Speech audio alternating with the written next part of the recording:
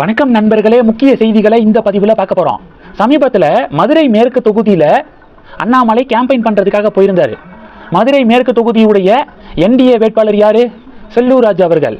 அவரை ஆதரித்து அண்ணாமலை பிரச்சாரம் மேற்கொண்டார். அந்த பிரச்சாரத்தில் செல்லூர் ராஜு அண்ணாமலையை என்ன சொன்னார் தெரியுமா? அண்ணாமலை இளம் சிங்கம், இளம் புயல் அப்படின்னு அண்ணாமலையை ரொம்ப புகழ்ந்தார் செல்லூர் ராஜு.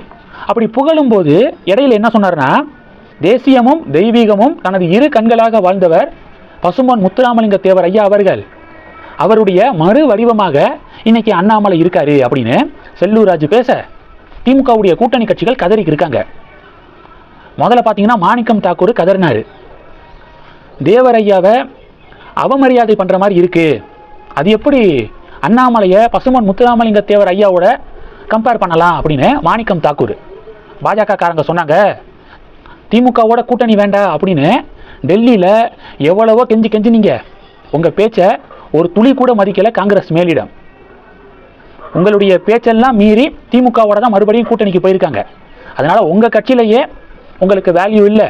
நீங்கள் எதுக்காக இன்னொரு கட்சியில் நடக்கக்கூடிய இன்னொரு கட்சியை சேர்ந்த ஒருத்தர் பேசினதுக்கெல்லாம் எதுக்கு நீங்கள் வந்து கொந்தளிக்கிறீங்க? முதல்ல உங்கள் கட்சியில் உங்களுக்கு மரியாதை கிடைக்குதான்னு பாருங்க அப்படின்னு பாஜக பதிலடி கொடுத்தாங்க.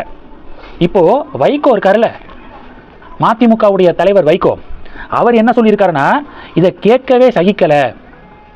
செய்தியாளர்கள் வைகோ கிட்ட ஒரு கேள்வி கேட்குறாங்க.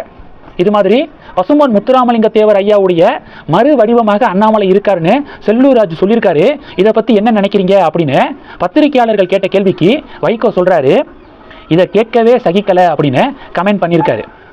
வைகோவுடைய இந்த கமெண்ட்டுக்கு பாஜகவினர்கள் என்ன ரியாக்ட் பண்ணுறாங்க தெரியுமா?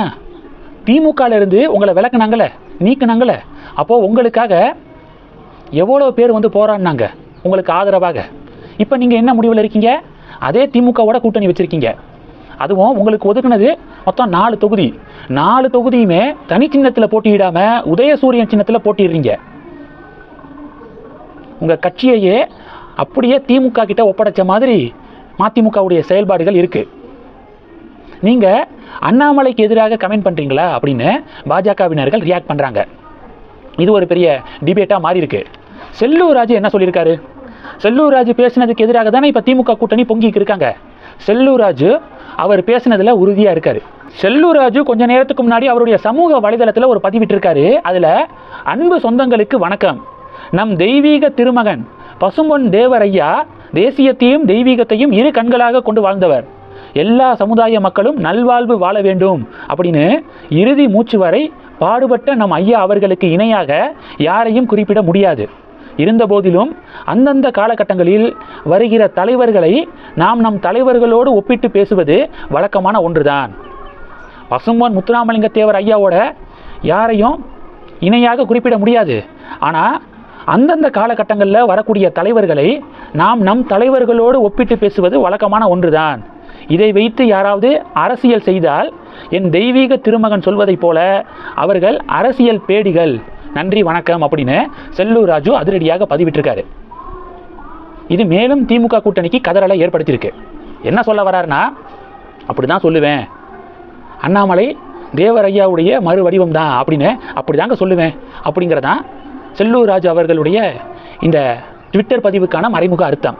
செல்லூர் ராஜு அவர்களுடைய இந்த ட்விட்டர் பதிவு மேலும் திமுக கூட்டணிக்கு கதறலை ஏற்படுத்தியிருக்கு. இந்த செய்திகளை பற்றி உங்களுடைய பார்வைகளை மறக்காமல் கமெண்ட் பண்ணுங்கள். தொடர்ந்து கணக்கில் இருங்க. அடுத்தடுத்து நிறையா பதிவுகளை பார்க்க போகிறோம். நன்றி. ஜெய் ஹிந்த்.